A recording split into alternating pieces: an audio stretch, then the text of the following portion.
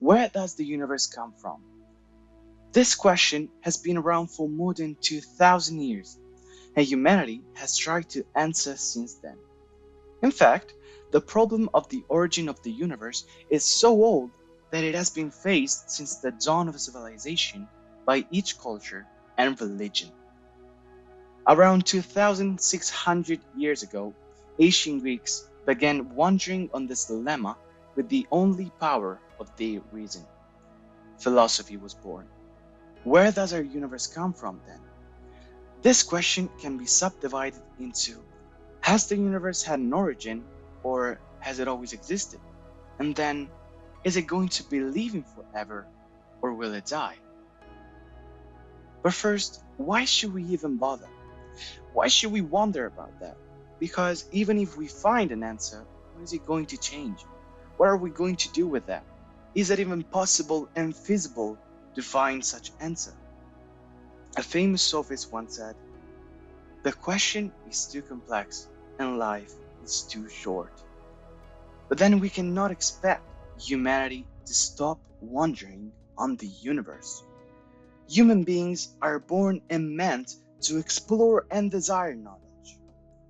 Aristoteles replied in a simple way to that guy: people are naturally brought to be curious and to philosophize, as the very wonder moves them to do so. This questioning ourselves might not bring us anywhere, but it will help us so much to understand more about what surrounds us. Therefore, back to the questions. Does the universe have an origin, or has it always existed? Ancient Greek philosophers started pondering with the same idea in mind, that Aristoteles, once again, summed with the principle nothing can be born from nothing. All of them imagined the universe to be in a continuous cycle of things transforming. They imagined a perpetual motion going from a birth to a death of the universe, repeatedly. But, as we've said before, they could not conceive its creation to come from nothing. Thus, there had to be something the universe was being generated from and died to. Something non generable, always existed, that is unique and never transforms. They call this principle, nature, logos. The universe was a never ending motion of matter that was just being generated from the logos and died to the logos continuously. This universe was defined cosmos, order in Greek. The question then diverges to: what is the nature of the logos and what is it made of? The first two people to answer hypothesized the theory of the opposites. Anaximander thought of the logos to be the apeiron, a word that translates to indeterminate infinite. This apeiron is the center of a cosmic existence of opposites, day and night, warm and cold, and so on. Nothing can exist without its opposite, and for something to be born, it needs to, quote, commit an unfairness to its opposite. It must take its place. When the sun went up in the sky to light the world, the moon had to go away. This tragic idea of our origin was recovered by Heraclitus, to whom war and conflict were the logos.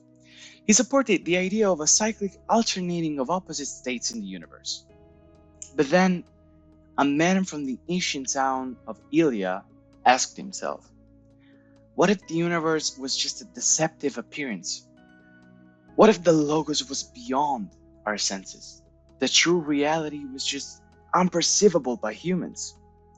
He raised that question too premature for its times, for a true brain teaser for our generation, in which the limits of the observer, given by his senses, are crucial in modern physics.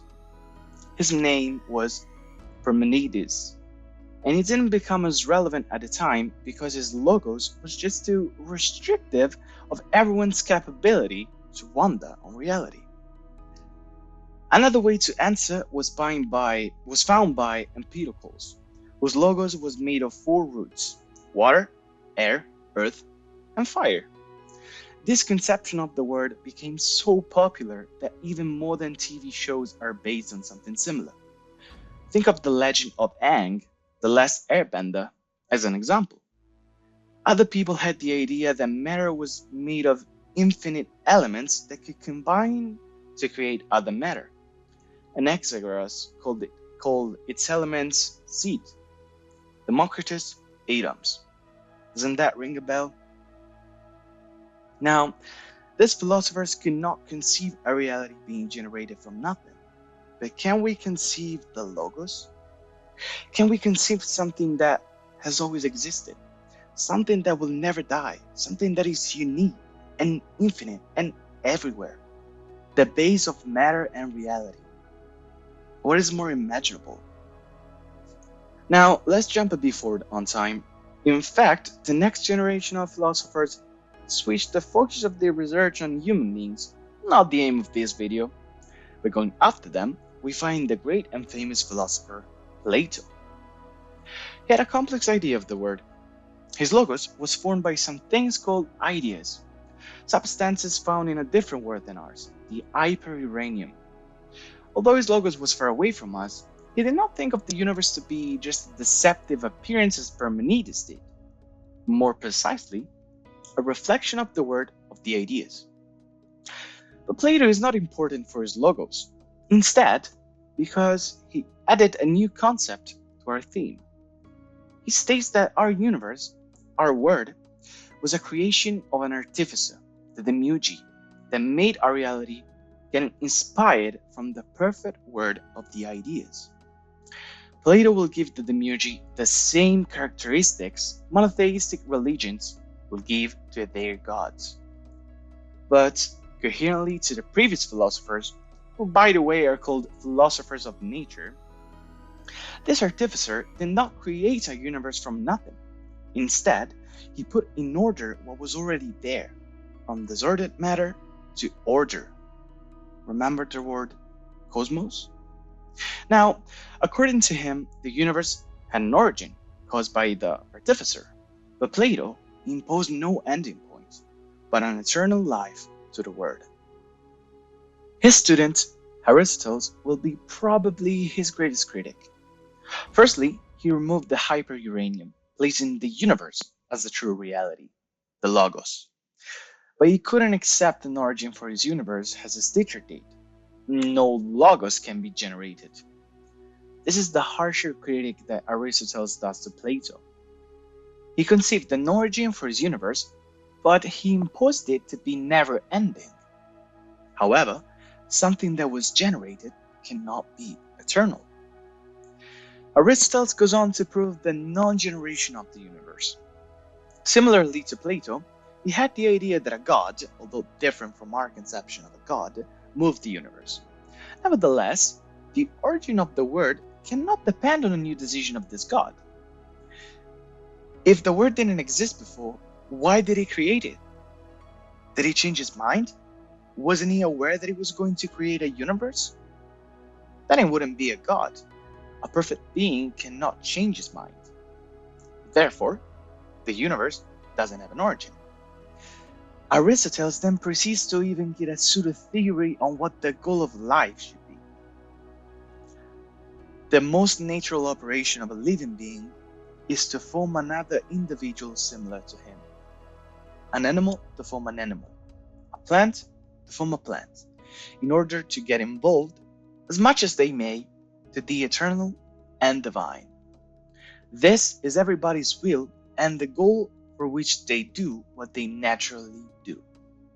So then, is our goal to reproduce? But why?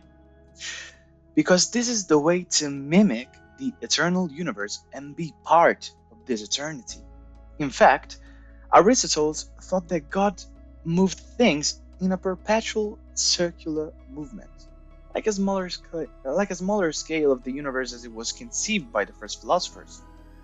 To copy that motion, species had to create a cycle of life, from father to son, from one's life to his death, and from the next one's life to the next one's death, in a circular way. Not only did Aristotle think that the universe has always existed, but it has always been the way it is right now. It never changed, and never will. Thinkers after him will go back to the first theories. The one from Democritus and his atoms will be recovered by Epicurus, and Heraclitus and his cycle of perpetual generation will be taken by the Stoics. In the 3rd century BC, a translation of the Old Testament will get to ancient Greece with the outbreaking new concept of generating from nothing. The first book of the Bible, the Genesis, starts like, "In the beginning, when God created the heavens and the earth was a formless void, and darkness covered the face of the deep, while a wind from God swept over the face of the waters. Then God said, 'Let there be light,' and there was light. And God saw that the light was good, and God separated the light from the darkness." Now, think about it. Doesn't this generation of the word look familiar to the Greek one? Light does not seem to be created, yet to be separated from darkness, going from disorder to order, as the Periergy from Plato did. But differently from the great philosopher, this word was created from nothing, and the Logos will switch to be the divine intellectual, God itself. However, these two hypotheses sounded so familiar that people have stated that one of the two was deliberately copied from the other one. With the Christian religion, this biblical generated from nothing also assumes a different trait on its ending. No more normal going back to the Logos, because as you get to God, you have to cope a universal judgment. As the time went by, this Logos, this God, started to assume human-like traits. It was anthropomorphized, and the universal judgment became the reason for which you should behave good. To get back to the goal of life given by Aristoteles, to set up an ending for a culture is the psychological action of giving people a reason to live, or maybe more than a reason, a way to live. They're not the same thing. If you think about it, what would be life if there were no death? It would be like joy without pain. The thing we love the most, our life, would not be considered the same if there wasn't the thing we are most afraid of, our death. Nothing can exist without its opposite, they said, Heraclitus and Anaximander. But even if it existed, it certainly wouldn't be the same. The last problem these religious guys will leave to posterity is, again, a question. This artificer, whether you want it to call the Muji or God or Logos, does he create the universe because he wants to or not? The problem is, if God wanted to create us, that means our word wouldn't be necessary. We wouldn't be necessary. Our life would have no meaning. On the contrary, though, if the Logos didn't want to create the universe, it must have been necessary to do so. But then its transcendence, which is the fact of not being tied to anything, the fact of not needing anything, proper to a god, would fail because he needed us. Once after them, Galileo Galilei revolutionized the word and the way to perceive it. No more reasons to look for, but only causes. Cause to affect relationships. As the universe loses its magic, modern science was born. Now, the conception of this creation from nothing made by God will stay alive up until the 1700s and until the rebellion against religion, when man became the center of the focus again. But what about now? What about us? What about our way of answering the question?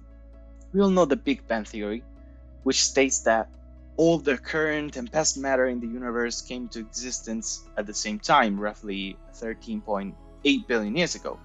At this time, all matter was compacted into a very small ball with infinite density and intense heat called a singularity.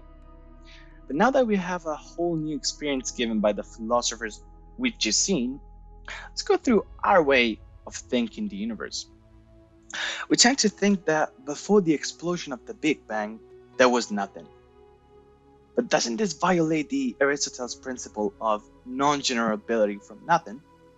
And if you haven't noticed yet, doesn't this principle sound familiar? Nothing can be generated from nothing. Matter cannot be created, nor can it be destroyed, but it can only transform. Matter cannot be created, but if there was nothing before this explosion, the Big Bang must have created matter from nothing. But this is not the problem our scientists thought of when this theory was first spread. If the universe is in continuous expansion from that explosion, it means that if we were to go back in time, matter would have consisted in a smaller to even a smaller point, infinitesimally small.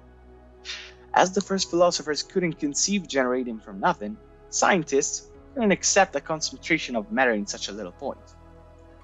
Some scientists began to create a new theory, the stationary universe, a model of a universe that assumed no origin, and to explain the obvious expansion observed without omitting the Big Bang, they theorized a continuous creation of matter from nothing that could fill the gaps due to the expansion, generating new stars and new galaxies to maintain the universe similar to itself and its density constant in time.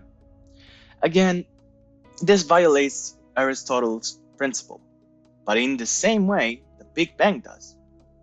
A later scientist named Fred Hoyle spent his whole life trying to prove the stationary universe, and failing, he proved instead that a Big Bang was needed.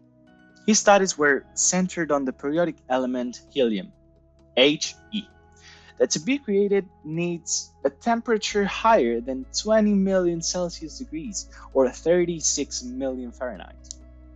These temperatures let the protons, particles of the atom that normally repel each other, get closer and form a nucleus.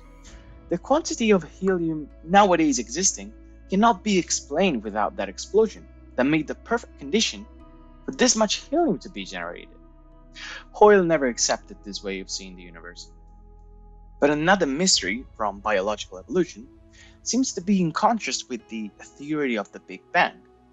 If we were to admit that evolution proceeds through random mutations afterwards selected by the environment, this is the well-accepted theory by Darwin on evolution, we would face a big obstacle trying to explain how the molecule of DNA was born through a random combination of the atoms. The chances of that happening can be represented by a number with 100 digits. To get how big that number is, imagine that the number of atoms in the universe is a number with only 80 digits.